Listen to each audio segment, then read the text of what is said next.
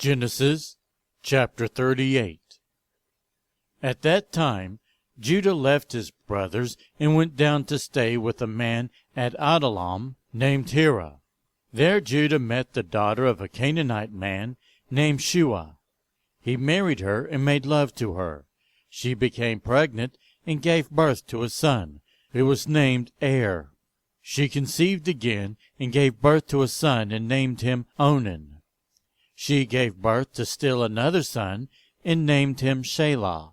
It was at Kezib that she gave birth to him. Judah got a wife for Er, his firstborn, and her name was Tamar. But Er, Judah's firstborn, was wicked in the Lord's sight, so the Lord put him to death. Then Judah said to Onan, "Sleep with your brother's wife, and fulfill your duty to her as a brother-in-law to raise up offspring for your brother." But Onan knew that the child would not be his. So whenever he slept with his brother's wife, he spilled his semen on the ground to keep from providing offspring for his brother. What he did was wicked in the Lord's sight, so the Lord put him to death also. After a long time, Judah's wife, the daughter of Shua, died. When Judah had recovered from his grief, he went up to Timnah, to the men who were shearing his sheep, and his friend, Hira the Adullamite, went with him. When Tamar was told, "Your father-in-law is on his way to Timnah to shear his sheep," she took off her widow's clothes, covered herself with a veil to disguise herself, and then sat down at the entrance of Anam, and then sat down at the entrance to Enaim, which is on the road to Timnah. For she saw that, though Shelah had now grown up, she had not been given to him as his wife. When Judah saw her, he thought she was a prostitute, for she had covered her face. Not realizing that she was his daughter-in-law, he went over to her by the roadside and said, "Come now, let me sleep with you." "And what will you give me to sleep with you?" she asked.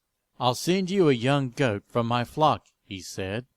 "Will you give me something as a pledge until you send it?" she asked. He said, "What pledge should I give you?" "Your seal and its cord, and the staff in your hand," she answered. So he gave them to her and slept with her, and she became pregnant by him.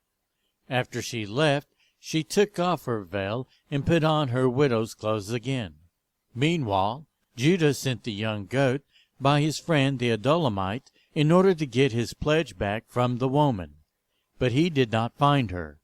"Where's the shrine prostitute who was beside the road at Enaim?"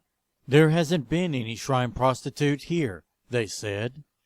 So he went back to Judah and said, "I didn't find her.